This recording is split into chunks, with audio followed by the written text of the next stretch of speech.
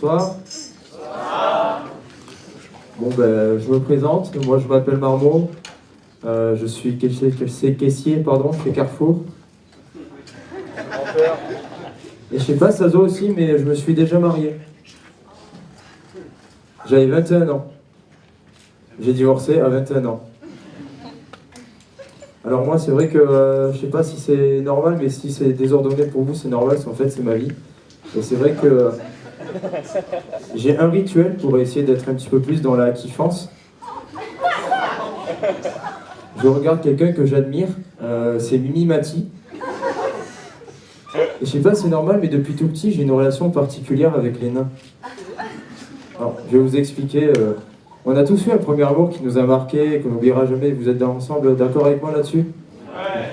Ben moi, mon premier amour, et je vous jure que c'est vrai, d'accord, c'était une naine.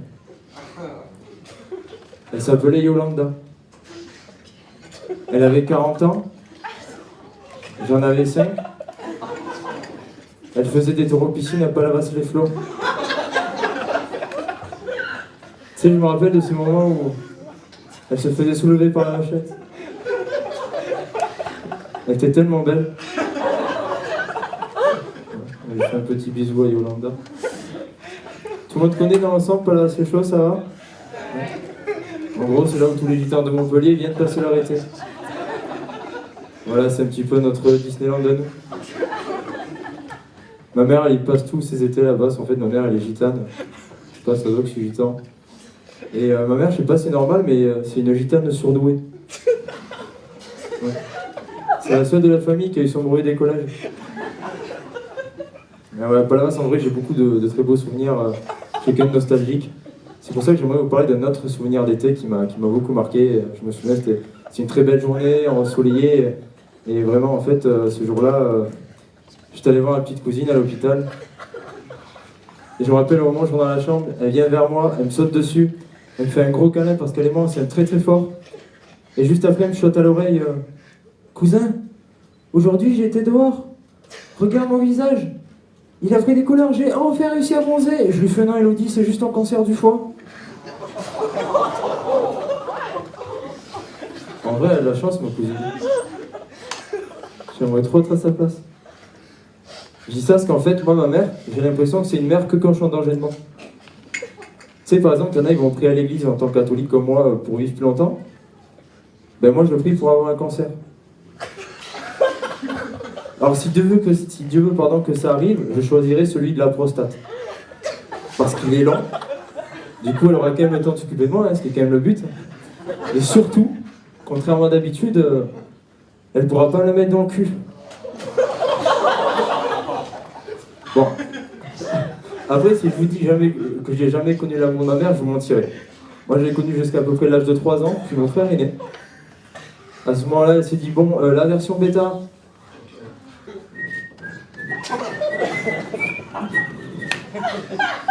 Tu vois, mignon. Et au final, c'était mal pour mieux, parce que là, c'est là en fait que j'ai connu la femme de ma vie. Celle qui fait que chaque jour j'ai envie de me battre, même si c'est pas toujours facile. Et cette femme, c'est qui? Ben, c'est ma grand-mère.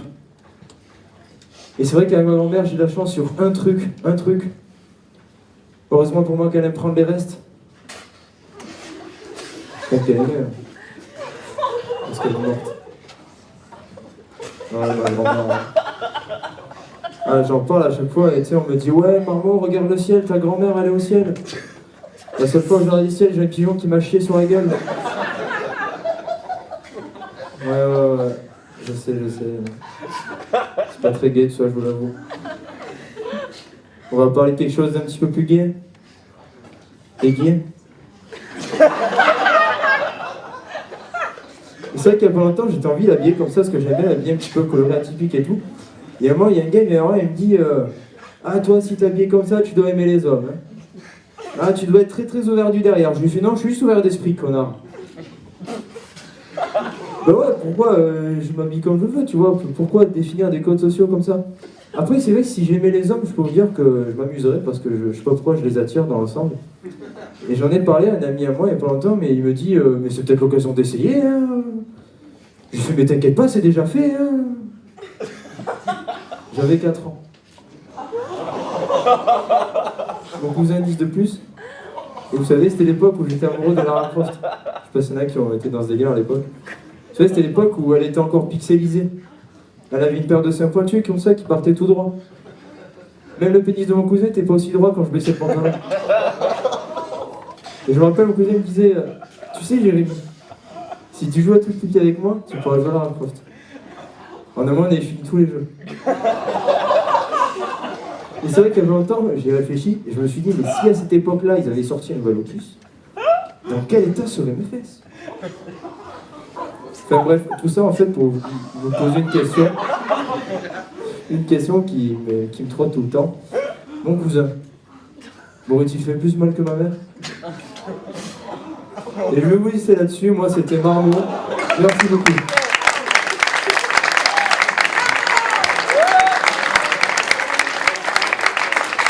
Merci Marmot.